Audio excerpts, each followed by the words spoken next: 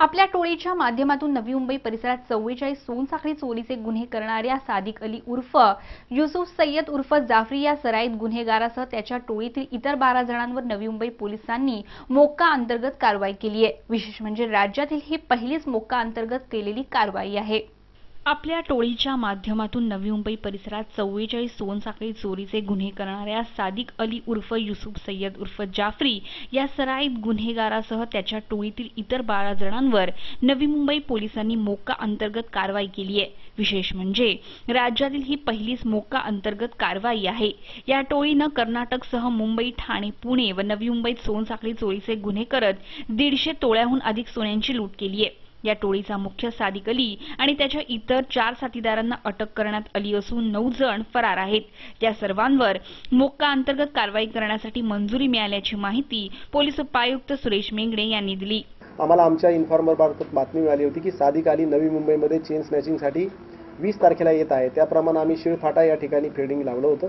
तो त्या ठिकाणी 4 व्हीलर गाडीमध्ये आला होता, परंतु त्याला थोडीशी कुणकुण लागल्यामुळे तो पुन्हा गाडी रिव्हर्स घेऊन पळून जाऊ लागला। त्याचा पाठलाग केला, त्याच्या गाडीला डॅश मारून त्याला सगळ्या बाजूने घेरून त्याला त्यावेळी ताब्यात घेण्यात आलं होतं। त्याला ताब्यात घेतल्यानंतर त्यांनी त्याच्या साथीदारांसह एकूण 16 गुन्ह्यांची कबुली दिली होती आणि या 16 गुन्ह्यांमधले 5,43,400 रुपयाचे दागिने, त्याचप्रमाणे 4 मोटरसायकल्स आणि एक स्विफ्ट डिझायर कार हस्तगत केली होती। अटक करण्यात आलेल्या या चोरट्यांकडून 703 ग्रॅम वजनाचे 18,29,000 रुपयांचे सोन्याचे दागिने हस्तगत करण्यात आले आहेत। या टोळीने केलेले 44 गुन्हे हे केवळ नवी मुंबईतील असून पुणे, मुंबई, ठाणे आणि कर्नाटकमधील गुन्ह्यांची आकडेवारी यापेक्षाही अधिक असल्याची शक्यता मेंगडे यांनी व्यक्त केली आहे। सादिक अली याच्या मुसक्या आवडल्यानंतर त्याचे साथीदार मेहंदी युसुफ सय्यद, मुसा अन्नू सय्यद, अली अब्बास आणि काकू यांची नावं पुढे आली। ही आतापर्यंतची सर्वात मोठी कारवाई मानली जात आहे।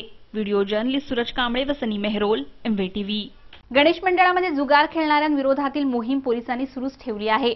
कोपरखैरणे, वाशी व APMC परिसरात 3 ठिकाणी धाड टाकून 19 जणांवर गुन्हे दाखल केले असून 2,78,000 रुपये व साहित्य जप्त केलं आहे। गणेश मंडळामध्ये जुगार खेळणाऱ्यांविरोधातील मोहीम पोलिसांनी सुरूच ठेवली आहे। कोपरखैरणे, वाशी व APMC 3 ठिकाणी धाड टाकून 19 जणांवर गुन्हे दाखल करण्यात आले आहेत, तर त्यांच्याकडून 2,78,000 रुपये व साहित्य जप्त करण्यात आले। अनेक मंडळात रात्रभर 3 पत्त्यांचा जुगार सुरू असल्याच्या तक्रारी पोलिसांकडे आल्या होत्या। त्यानुसार परिमंडळ 1चे पोलीस उपायुक्त शहाजी उमाप यांच्या मार्गदर्शनाखाली या मंडळावर कारवाई करण्यात आली। आतापर्यंत एकूण 6 मंडळांवर कारवाई करण्यात आली आहे। 72 जणांवर गुन्हे दाखल करून 4,24,000 रुपयांचा ऐवज जप्त करण्यात आलाय। व्हिडिओ जर्नलिस्ट सनी मेहरोल व सूरज कांबळे, MVTV। अनंत चतुर्थीच्या दिवशी गणेश विसर्जन शांततेत पार पडावं, तसेच शहरात कुठल्याही प्रकारचा अनुचित प्रकार घडू नये यासाठी नवी मुंबई पोलीस यंत्रणा सज्ज झाली आहे। त्यासाठी पोलिसांनी विसर्जन तलाव आणि श्री विसर्जन मिरवणूक मार्गावर विविध प्रकारच्या उपाययोजना केल्या आहेत। नवी मुंबई पोलीस आयुक्तालय वाशी क्षेत्रात एकूण 435 सार्वजनिक गणेश मूर्तींची प्रतिष्ठापना करण्यात आली असून त्यापैकी 170 मूर्तींचे विसर्जन करण्यात आले। रविवारी 10 दिवसांच्या गणपतीचे विसर्जन होणार आहे। या 265 सार्वजनिक मंडळाच्या मूर्तींचे 22 तलावात विसर्जन होणार आहे। त्यासाठी नवी मुंबई पोलीस यंत्रणा सज्ज झाली आहे। यावेळी सुरक्षेच्या दृष्टीने तलावावर व विसर्जन मार्गावर महत्त्वाच्या ठिकाणी CCTV कॅमेरे लावण्यात आले आहेत। वीज पुरवठा खंडित झाल्यास जनरेटरची व्यवस्था करण्यात आली आहे। शहरात कायदा व सुव्यवस्थेचा प्रश्न निर्माण होऊ नये यासाठी 2 सहाय्यक पोलीस आयुक्त, 22 पोलीस निरीक्षक, 800 पोलीस कर्मचारी, 150 महाविद्यालयीन विद्यार्थी व इतर स्वयंसेवी संस्थेचे स्वयंसेवक हजर राहणार आहेत। तसंच विसर्जन मार्गावरील मुख्य रस्ता बंद करण्यात येणार असून ठिकठिकाणी बॅरिकेडचा वापर करण्यात येणार आहे। गणेशोत्सवादरम्यान समाजोपयोगी उपक्रम राबवणाऱ्या व शिस्तप्रिय गणेश मंडळांना विविध श्रेणी अंतर्गत बक्षिसं दिली जाणार आहेत। वैद्यकीय मदतीकरिता सुसज्ज अँब्युलन्स व वैद्यकीय पथक, मोठ्या गणेश मूर्ती विसर्जनासाठी क्रेनची व्यवस्था करण्यात आली आहे। विसर्जन सुलभपणे होण्यासाठी तलावाच्या ठिकाणी तराफ्यांची सोय करण्यात आली आहे। विसर्जनादरम्यान मद्यप्राशन करणाऱ्यांवर ब्रीथ अॅनालायझर मशीनच्या साहाय्याने कारवाई केली जाणार आहे। हरवलेल्या मुलांचा शोध घेण्यासाठी व त्यांची माहिती देण्यासाठी वाशी शिवाजी चौकात शोध केंद्राची निर्मिती करण्यात येणार आहे। त्याचप्रमाणे सर्वोच्च न्यायालयाने दिलेल्या आदेशानुसार ध्वनी मर्यादेचे उल्लंघन करणाऱ्यांवर कारवाई करण्यासाठी विशेष प्रदूषण नियंत्रण पथकही नेमण्यात आले।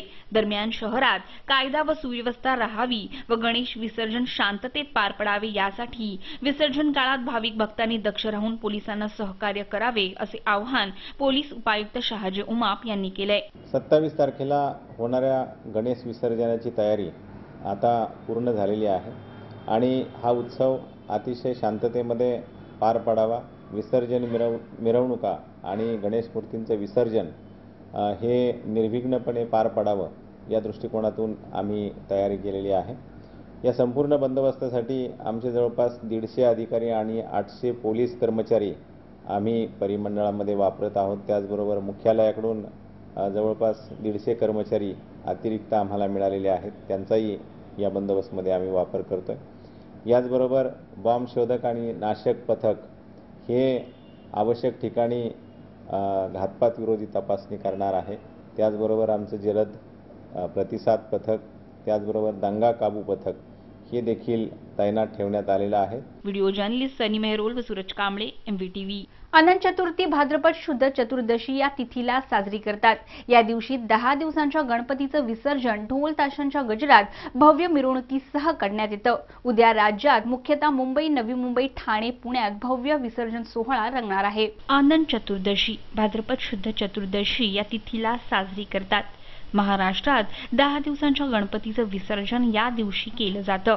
10 दिवसांच्या गणरायाची भव्य मिरवणूक काढून ढोल ताशांच्या गजरात बाप्पाचं विसर्जन केलं जातं।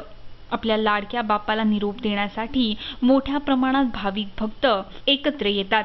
गणपती बाप्पा मोरया, पुढच्या वर्षी लवकर या, गणपती गेले गावाला, चैनपणे ना आम्हाला अशा घोषणा देतात। राज्यभरासह मुंबई, नवी मुंबई, ठाणे, पुण्यात भव्य स्वरूपात विसर्जन सोहळा रंगतो। सकाळपासून लालबागचा राजा व इतर सार्वजनिक गणेशोत्सवाच्या गणेश मूर्तींचा भव्य मिरवणूक सोहळा काढला जातो व मोठ्या आनंदाने व उत्साहाने तसेच भावपूर्ण वातावरणात सर्वच भाविक भक्त आपल्या लाडक्या गणरायाला निरोप देतात व पुढच्या वर्षी लवकर या असं म्हणत त्याला आमंत्रण देतात।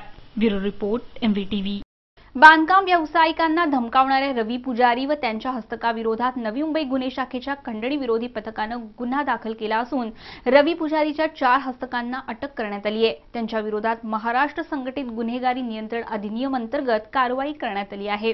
बांधकाम व्यावसायिकांना धमकावणाऱ्या रवी पुजारी व त्याच्या हस्तकाविरोधात नवी मुंबई गुन्हे शाखेच्या खंडणी विरोधी पथकाने गुन्हा दाखल केला असून रवी पुजारीच्या 4 हस्तकांना अटक करण्यात आली आहे। त्यांच्या विरोधात महाराष्ट्र संघटित गुन्हेगारी नियंत्रण अधिनियम अंतर्गत कारवाई करण्यात आली आहे। या चौघांनी नवी मुंबईतील एका बांधकाम व्यावसायिकाकडे 2 करोड रुपयांची खंडणी मागितली होती, मात्र 75 लाख रुपयात तडजोड करण्यात आली। यापैकी 30 लाख रुपयांची रोख रक्कम स्वीकारण्यात आली होती, तर उर्वरित 45 लाखांसाठी त्यांनी व्यावसायिकांच्या परिवाराला जीवेत ठार मारण्याची धमकी दिली। त्यानंतर या प्रकरणाची तक्रार फिर्यादीने दाखल केली। त्यानुसार पोलिसांनी रवी पुजारी व त्यांच्या 4 हस्तकांविरोधात गुन्हा दाखल करून नदीम शाफक काझी, प्रशांत शंकर मुल्ल्या उर्फ अन्नू उर्फ जिनी, केशव वाळू भणगे व विनायक लक्ष्मण पालवे या 4 हस्तकांना अटक केली। गेल्या वर्षाच्या 2014 मध्ये नोव्हेंबर महिन्यामध्ये एका बांधकाम व्यावसायिकाला खंडणीसाठी धमक्या देण्याची कंप्लेंट्स नवी मुंबई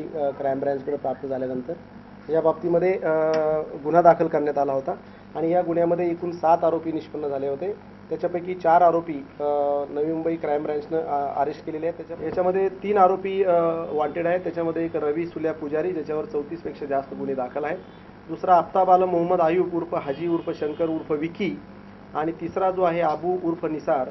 हे 3 आरोपी परदेशात असल्यामुळे ते अद्याप अटक व्हायची बाकी आहे।